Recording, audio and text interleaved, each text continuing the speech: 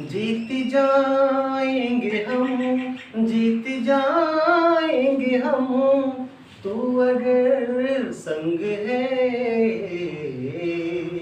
जिंदगी हर कदम एक नई जंग है। चलिए, आज ये गाना गाने के पीछे मेरा मेन पर्पस क्या है कि आज कल के बच्चे बहुत जल्द हड़बड़ा करके अपनी पढ़ाई को छोड़ देते और आगे नहीं पढ़ते। ये सोचते हैं कि हम आगे कुछ कर ही नहीं पाएंगे। बाबू, आप कर सकते हो, बेशक कर सकते हो, क्योंकि आप बेस्ट तो हो ही, मैंने पहले भी कहा था। बट अगर आपको यूनिक बनना है तो थोड़ी सी मेहनत अगर आप करेंगे, संघर्ष करेंगे, तो आप में सादगी और जरूर आएगी और आप जरूर जो है सोने की तरह, हीरे की तरह चमकेंगे। आइए तो देखते हैं कि आज हम लोग क्या पढ़ने वाले हैं। आज हम लोग 3 टॉपिक पे बात करेंगे और हमारा पहला टॉपिक है संपूर्ण संख्या। ठीक है, तो पहले हम इसी के बारे में बात करते हैं, फिर आगे देखेंगे कि आगे हमको क्या पढ़ना है। संपूर्ण संख्या का परिभाषा क्या है कि वैसी संख्या, सभी नहीं, वैसी संख्या जिसके सभी सभी अपवर्तकों, ठीक है, जिसके सभी अपवर्तकों का योग दी गई संख्या का 2 गुना हो। ठीक है, एक ऐसी संख्या जो दी गई संख्या के सभी अपवर्तकों का योग तो समझते हो, योग माने क्या होता है? जोड़ना। सभी अपवर्तकों का योग उस संख्या का, दी गई संख्या का क्या हो? 2 गुना हो, उसे हम संपूर्ण संख्या कहते हैं। जैसे मान लीजिए कि आप कोई संख्या लेते हो, चेक करना है कि ये संपूर्ण संख्या है कि नहीं। इसके लिए मान लीजिए कि आप 12 लेते हो। अब 12 को देखो कि ये 12 किस किस से कट रहा है, तो 12 किस से कटेगा? 1 से कट जाएगा, 2 से कट जाएगा, फिर आपका 3 से कट जाएगा, फिर 4 से भी कट जाएगा, इसके बाद आपका 6 से कट जाएगा, उसके बाद 12 किस से कटेगा? 12 से भी कट जाएगा। इसके अलावा ये किसी संख्या से नहीं कटेगा। अब आप इसको जोड़ के देखिए, जैसे कि ये जो आप 1 2 कितना हुआ? 3 3 3 कितना हुआ? 6 6 4 कितना हुआ? 10 2 4 कितना हुआ? 16 और 16 12 कितना हो जाएगा? 28। तो 28 जो आपका आंसर आया, क्या 12 का दुगुना है? नहीं है। तो 12 का दुगुना नहीं है, इसलिए आपका 12 संपूर्ण संख्या नहीं है। ठीक है, तो हम बात कर रहे थे अपवर्तक की कि अपवर्तक क्या होता है। जैसे ये 12 आपका 1 से कट रहा है, 2 से कट रहा है, 3 से, 4 से, 6 से, 12 से। ठीक है, तो यही सब 12 के अपवर्तक हैं। यानी जो संख्या किसी संख्या को काट दे पूरी तरह से, वह उसका अपवर्तक कहलाता है। चलिए, तो आई होप कि आपको ये समझ में आ गया होगा। अब मैंने यहाँ एग्जांपल लिया है 6 और 28। तो 6 को देखते हैं, यहाँ 6 है।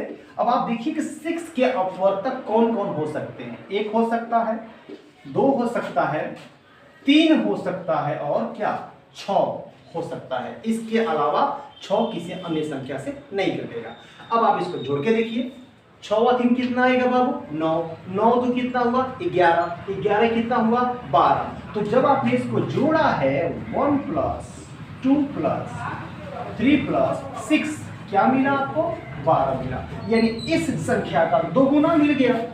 तो जब किसी संख्या का मतलब उसका अपवर्तक को जोड़ने पर दी हुई संख्या का 2 गुना हो जाए, उसे संपूर्ण संख्या कहेंगे।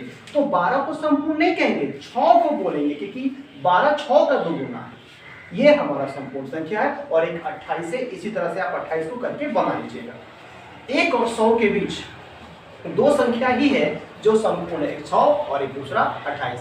इसके बाद आप ढूंढिए कि और संपूर्ण संख्या हम ढूंढने की कोशिश करें, क्योंकि आप खुद एक जीनियस बॉय हैं। तो प्लीज आप अच्छे से पढ़िए, मन लगा करके, कहीं भी पढ़िए, किसी क्षेत्र में ही अगर आप जाना चाहते हो तो जान लगा दीजिए, ताकि हम उसमें आगे बढ़े और प्रोग्रेस कर सके। चलिए आगे बात करते हैं, आगे देखते हैं कि भिन्न किसे कहते हैं। यहाँ इस टॉपिक को मैंने क्यों लिखा है। देखिए, भिन्न और परिमेय दोनों में बच्चे काफी कंफ्यूज हो जाते हैं। भिन्न क्या है?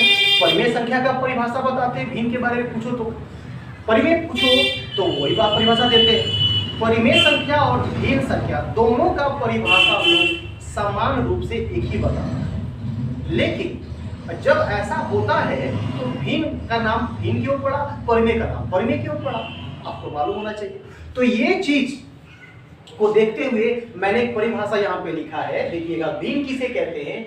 धनात्मक परिमेय संख्या, धनात्मक प्लस वाला, ठीक है, धनात्मक परिमेय संख्या को भिन्न कहते हैं। यानी आप 2/3 को भिन्न कह सकते हो, 5/2 को भिन्न कह सकते हो, क्योंकि इस क्या है? प्लस में है, ये भी क्या है? प्लस में है, इसके आगे प्लस का साइन छुपा हुआ है, ठीक है। तो इसको हम लोग भिन्न कहते हैं, धनात्मक। लेकिन बच्चों से पूछा जाता है तो ये बोलता है कि सर जो p/q के रूप में होता है जहां q ≠ = 0, ये बात सही है कि यहां भी q का मान 0 नहीं होना चाहिए, तभी वो भिन्न होगा, ठीक है।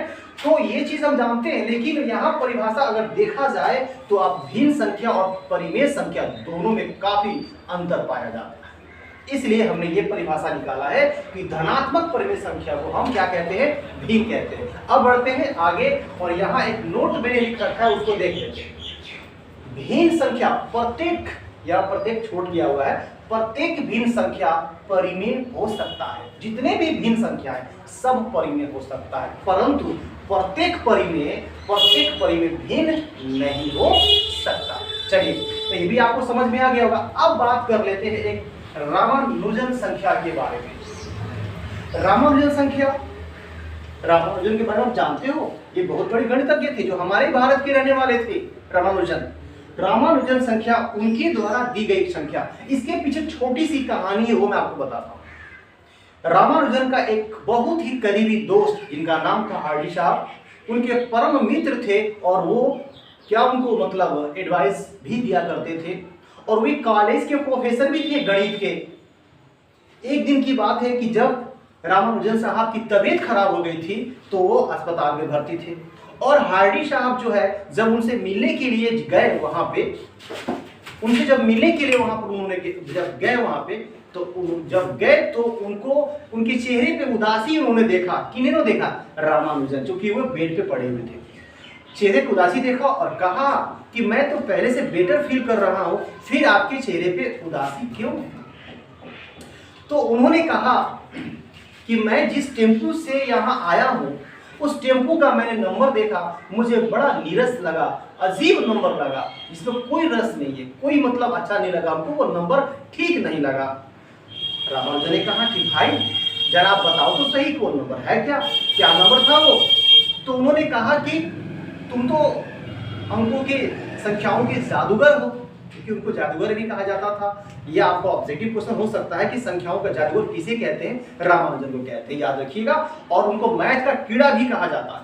तो तुम तो जादूगर हो, तो उन्होंने बताया कि 1729 टेम्पो का नंबर था।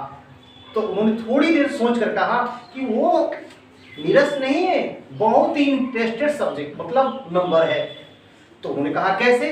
तो उन्होंने झट से जो है, क्योंकि वो जादूगर तो थे ही, उन्होंने क्या किया, देखिए क्या किया, 1729 को 12 का पावर 3 और प्लस 1 का पावर 3 के रूप में तोड़ दिया, और जैसे ही 12 का पावर 3 और प्लस 1 के पावर 3 के रूप में तोड़ा और उसको जोड़ा तो क्या मिल गया? 1729। उसी प्रकार 4104 को भी किया गया तो उसका भी आपका 4104 आ गया। ऐसे रामानुजन संख्या, इसी को हम लोग बोलते हैं रामानुजन संख्या या हार्डी रामानुजन संख्या। खास करके 1729 को रामानुजन, यहाँ लिखा हुआ है 1729 को रामानुजन संख्या या हार्डी रामानुजन संख्या कहते हैं, ठीक है। ऐसी संख्या जिनको दो घनों, घन को मतलब क्या होता है? पावर 3 होता है। दो घनों के योग, दो घनों, देखिए यहाँ दो घन है, दो घनों के योग माने क्या होता है? जोड़। दो घनों के योग के बराबर किया जा सके उसे हम रामानुजन संख्या कहते हैं। ऐसी तो रामानुजन संख्या, ऐसी संख्याएं तो बहुत कम है। इनमें से 2 एग्जांपल्स मैंने आपको यहाँ पे दिया है, और बाकी एग्जांपल्स आप ढूंढने की कोशिश कीजिए। तो आज की मेरी पढ़ाई सिर्फ इतना ही थी। चलिए, उम्मीद करते हैं कि आगे भी आपको मेरी वीडियो देखने को मिलती रहेगी और आप भी देखेंगे। यही इच्छा के साथ मिलते हैं अगले वीडियो में। जय हिंद।